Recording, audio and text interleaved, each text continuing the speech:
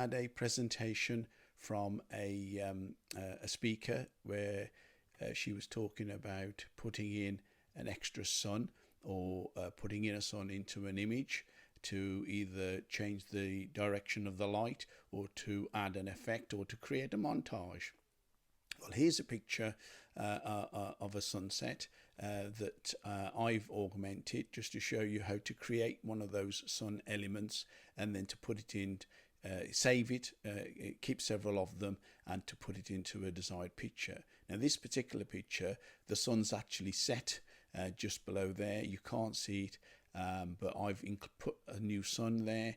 If you look on the right hand side into the layers panel, if I disable these layers, and you can see that that's a sun that's been placed in afterwards, and we can move that about if we want to. If I click on the right layer, and you can see we've positioned it wherever we want to. Of course, we can increase the size of it. Now, before we get to that, I just wanted to show you the possible application, and I'll show you one more as well afterwards. I'm going to delete that layer now so that we can use this image again, and we'll also be putting it into that image. That's the original sun layer that I created. This video is actually to show you that rather than using Photoshop, you can obviously use any program, but I'm using Affinity Photo, and within here it's a very similar process, and I'll talk you through the steps to create an image like this, which of course you can save. Now, it'll become clear in a moment why it's on a black background rather than on a clear background, but I'm going to actually delete this file because I've already saved this. I'm going to I don't want to save it again. I'm going to create one from scratch so that you know that I'm not using one that we've actually created in advance. So first of all, we want a new blank document, so file at the top, new. Make sure it's in photo tab. We don't want any of the print versions. It really doesn't matter which size you pick, so long as it's a reasonable size, because you want to have the flexibility of putting the image into a larger resolution picture as well as a lower resolution. So pick something. I've got one here 7:5. I'll pick that one 8:6. It doesn't really matter. Here on a transparent background, just to show you that we're going to start with a transparent background, but we're actually going to fill it with black. Okay, so click on the flood fill tool here on the left, which is very much similar in Photoshop, and we want to make sure we're filling it with black. So pick the color black in your swatch on the top right there, and then just fill that. Now we now have the start of a blank document with just filled with black. We want to create a circle to start with. Now in the tools menu on the left hand side, you've got the shapes tool here, and we want the ellipse tool, which is one I've already got selected. And as long as you keep the shift key pressed on your keyboard, when you click and drag, you can create a perfect circle. Use the move tool and then position it where you want. Now, it doesn't really matter where it goes because this is just in a sense a blank document, but I'm going to put it in the center. You can see those snap marks come up just for convenience. It doesn't really matter. Then I'm going to fill that top left here where it says fill. I'm going to fill it with a warm color. Now, if it's going to be the sun, we're going to start with something like a warm orange or a warm yellow. We're going to leave it at that. Then we're going to duplicate that. So Command and C, or Control and C if you're on a PC, and Command and V to paste it. On the right hand side, you can see that we've got that layer pasted on there. And of course, again, keeping the shift key pressed, we're going to just reduce the diameter of that, position it in the center. Again, those guidelines help, but now we don't want it to the same color. We want that color to fade slightly. So on the right hand side here, we've got a slider in the swatch, and if we just move it down a shade, it's slightly a lighter yellow. So again, Control and C, Control and V. So again, Shift key, decrease the size, reposition it in the center, decrease the color.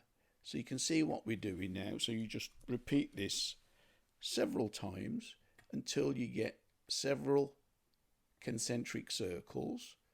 There's no hard and fast rule of how many, what the relative diameter is. The key thing is to, once you've got the basic principle, is to experiment. Try them with warmer colours, and of course it depends on what image you're going to put the sun into. So it's a good idea to have several of them at different colours. It's not to say you can't change the hue, obviously, of this particular element afterwards, which of course you can. But it's a good exercise, I believe, to have several in your in a pre-prepared folder. So I'm just going to decrease the size of that. Sort of getting to the end of this part. I'm going to just do a couple more. There we go. We don't want a really bright center, a white hot center to the sun. We'll just do one more, and we'll make that a very light. Put it in the center and move it, the slider. Okay, so you can see now we've got the all the concentric circles. That's the basis of the sun. We want to combine all those elements together, all those layers. So I'm just going to select the top and the bottom, and that selects them all. Or you can go to the top, obviously, and you go select all in the menu. Once they're all selected, we want to go into layer and merge selected, or you could have done merge visible. So now you can see all the layers have been collapsed, and it's now one layer, which is easier to manage for the next phase of the next step of this particular task. Once they're all merged, of course, you can see those banding. You don't want to see those. So what you can do is to blur it. So go to filters, blur, and Gaussian blurs best. And let me just bring up this little dialog box. Now, how much do you want to blur it? Well, you clearly want to blur it until you stop seeing the banding. If you want to blur it more, again, it depends on the image, but I would say don't blur it too much, because that you can't unblur it afterwards. So do it up until the point where you can't see the banding, let's say there. And it could be 20 pixels, it could be, that depends on the relative size of your original document, of course, but do it by eye. Click apply. Now that's done, obviously save it, so let's just save that file. And in Affinity Photo, try to get out of the habit of saving, because that saves it as an Affinity Photo file, and that's okay if that's what you want. But if you click on export, then that allows you to save it as a JPEG, a PNG, or whatever. And I want to save it as a JPEG. Keep it at the full resolution, that's okay. And the quality is fine, because it still gives us a very small file. It's still only in kilobytes, so have it at 100%.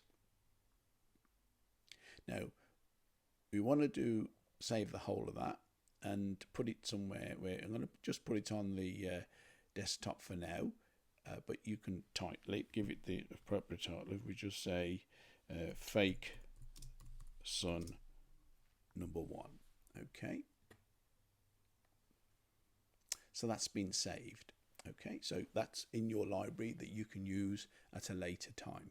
But for now, if we want to use it, let's say in this image or that image, this image or this image, well, let's see how we do that. Let's do this image, this one first.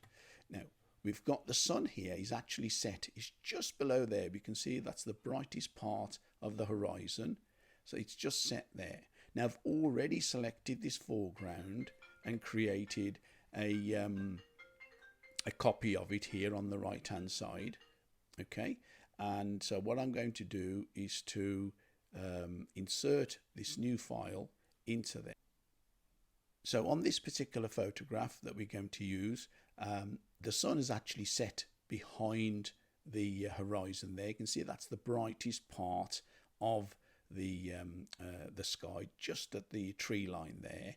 And I've already selected this foreground because I want to put the sun behind it. Okay, so this task isn't about that, but I've already done that. So up here on the right, if you look, I've got a separate background.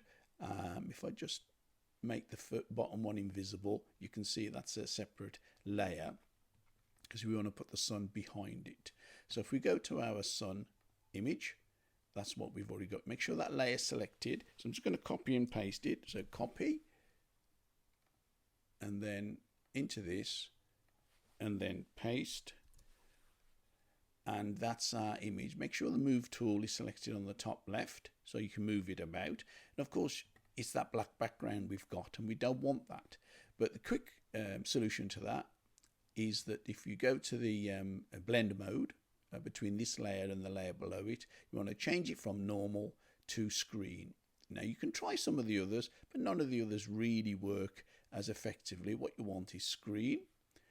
Now of course when you move it, it looks quite realistic. Now you might want to add some cloud effects in front of it, or change the color, or the brightness and all those things, but at the moment I'm just going to take it and just slot it below the horizon. So if I'm going to have it about there, now you can notice that it's not going behind the horizon. That's purely because if you look on the right in the layers palette, the layer that I've just imported, copied across, is above that background. It needs to be between those two. So if I just click and drag that in between, straight away you can see now the sun dips behind the horizon. You can choose where you want it. I'm going to have it quite low, so about there. Okay, so we've added the sun, and the color matches reasonably well, but of course you can adjust that. If I want to go to the other image, this one, again similarly with this one, what you'd have to do is to see where you're going to put the sun.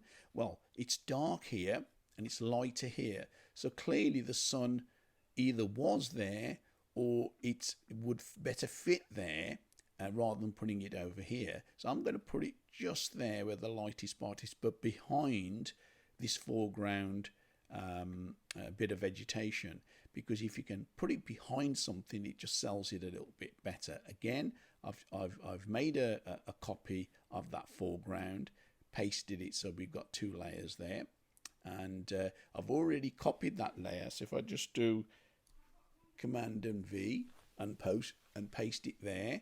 Again, make sure that we change the blend mode to screen.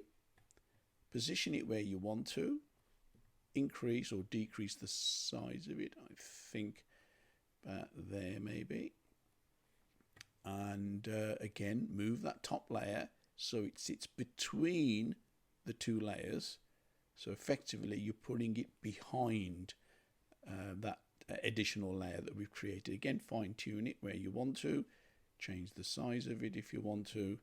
And once you're done, of course, you want to flatten all this image. So just click and select all those layers, and then layer merge selected. And so now you have that, and just save that as you wish.